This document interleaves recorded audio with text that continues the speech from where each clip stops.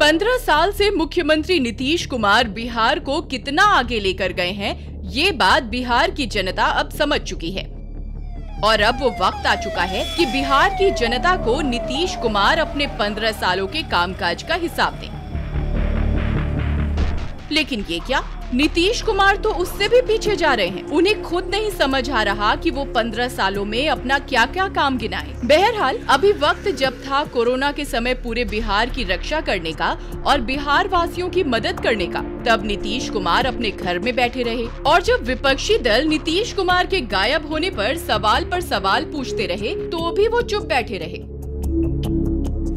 वहीं corona testing के मामले में बिहार राज्य पूरे देश में सबसे फिसड्डी साबित हुआ है। यही नहीं, बिहार सरकार ने वादा किया था कि वो गरीबों को मदद पहुंचाएंगे, लेकिन अब ना ही हर जरूरतमंद तक मदद पहुंच पा रही है और ना ही सरकार उनकी जिम्मेदारी ले रही है। ऐसे में वो ठीक 85 दिन बाद एक प्रेस कॉन्फ्रेंस करते हैं और अपने 15 सालों के कामकाज का हिसाब देने की जगह जनता से कहते हैं कि लालू राज को भूलना नहीं है। तो जनाब, ये जनता है, इसे पता है कि आपने पिछले 15 सालों में बिहार को क्या क्या दिया। अगर आपको याद नहीं है तो हम गिनाते हैं।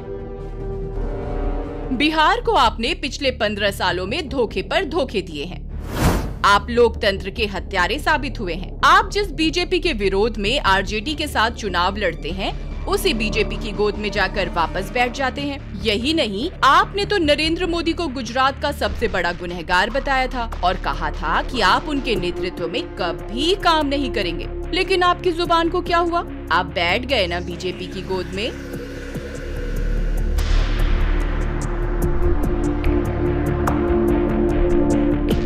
आपने पिछले 15 सालों में शिक्षा माफिया, नमक माफिया को खड़ा किया। आपने बिहार के हक को बीजेपी के हाथों गिरवी रखकर उससे समझौता किया। आपको याद नहीं, आपने कहा था कि मैं बिहार को विशेष राज्य का दर्जा दिलाऊंगा। क्या वो दर्जा मिल गया? आपने कहा था कि कोसी में हर साल आने वाली प्रलय को रोकेंगे, लेकिन आपने क्या किया?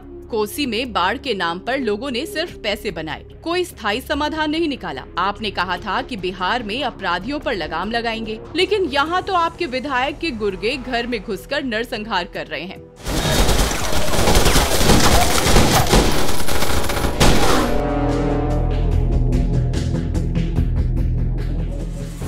आपने तो कहा था कि बिहार में महिलाओं, बच्चियों के खिलाफ अपराध नहीं होंगे, लेकिन मुजफ्फरपुर बालिका गृह में अनगिनत बच्चियों को वैश्यों की तरह नोच डाला। उसके तार भी आपकी पार्टी के लोगों से जुड़े। कोर्ट तक ने आपको फटकार लगाई। आपकी पार्टी जेडीयू के एमएलसी के बेटे रॉकी यादव ने सरेराह एक मासूम छात्र को मौत के घाट उतार दिया था। आपने उसी एमएलसी मनोरमा यादव को मंच पर बैठाकर सम्मानित किया। बिहार आपके 15 सालों को कैसे भूल पाए? सवाल विकास और रोजगार पर करें तो आपकी डबल इंजन सरकार के बावजूद इतने सालों में कितने बिहारियों को रोजगार मिला? ये सवाल हर बिहारी आपसे पूछ रहा है। आप 2002 के गुजरात दंगों के समय भी एनडीए के हिस्से में थे और केंद्र में मंत्री थे। आज भी एनडीए के हिस्से में है। क्या ये बिहार आपके 15 सालों को भूल पाएगा? नीतीश जी, आपकी 15 सालों की सत्ता में 55 से ज्यादा घोटाले हुए। हर एक घोटाले की परत दर परत जनता के सामने है, लेकिन कितनों में कार्रवाई हुई? जनता आपके 15 सालों को कैसे भूल पाए? बिहार विकास के पैमाने पर भी सबसे नीचे है।